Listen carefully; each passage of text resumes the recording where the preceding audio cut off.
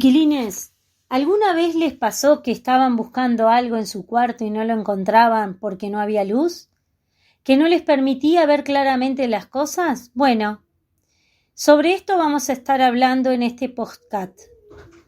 Sobre una época en que la gente pensaba que la verdad y el conocimiento estaba subsumido en la oscuridad.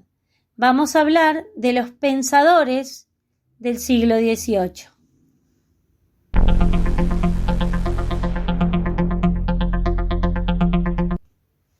Desde la caída del mundo romano hasta la caída de la Revolución Francesa de 1879, Europa estuvo dominada por el pensamiento católico. Este pensamiento católico también dominaba lo político y lo social.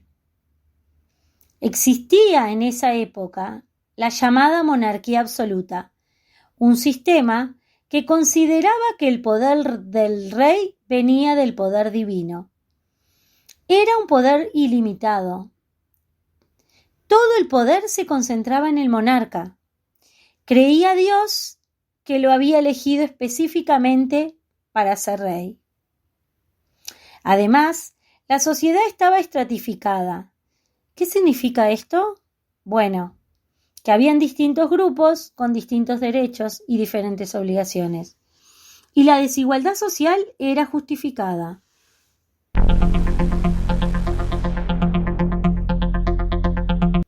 ¿Pero qué pasó?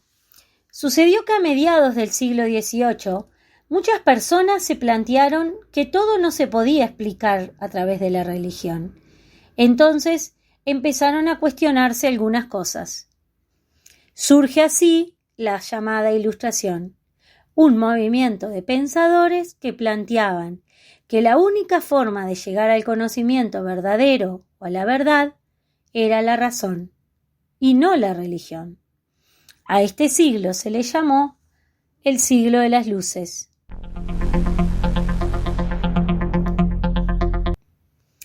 Así para los ilustrados.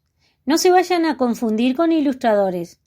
Los ilustrados fueron los pensadores del siglo XVIII.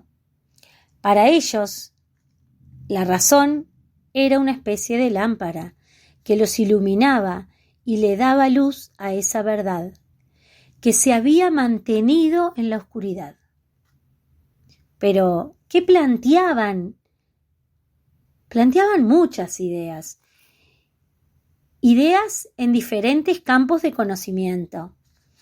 Por ejemplo, en la ciencia se planteaba la necesidad del método científico. Supongo que lo han trabajado varias veces en su escolaridad. El método científico habla de la observación de los fenómenos, de las hipótesis, de la experimentación, de la corroboración o comprobación de hipótesis, de sacar conclusiones, del manejo de variables. Todo esto para llegar a un conocimiento verdadero.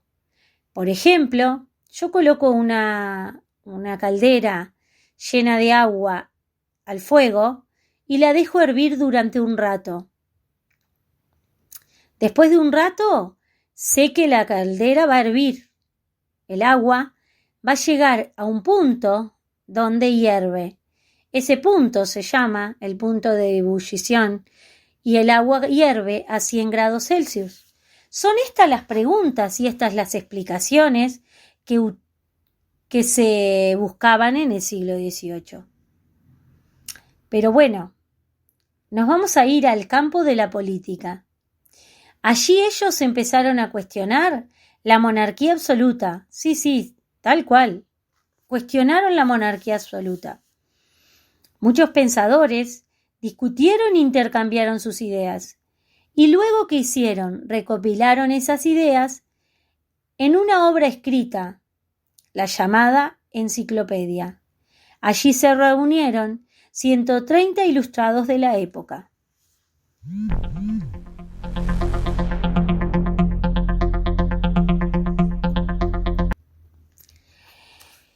Para finalizar y conocer algunos pensadores, hablaremos de 2 o 3.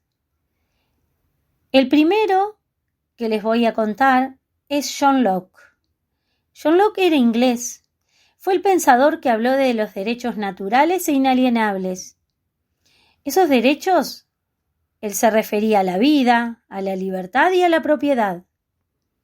Para él, el poder del rey lo entrega el pueblo, porque el rey es el que cuidará y protegerá esos derechos naturales.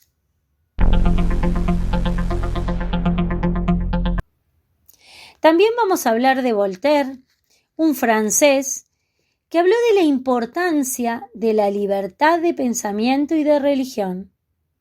¡Upa! Tan vigente ahora. Eso se traducía en que cada persona podía no estar de acuerdo con la opinión del rey.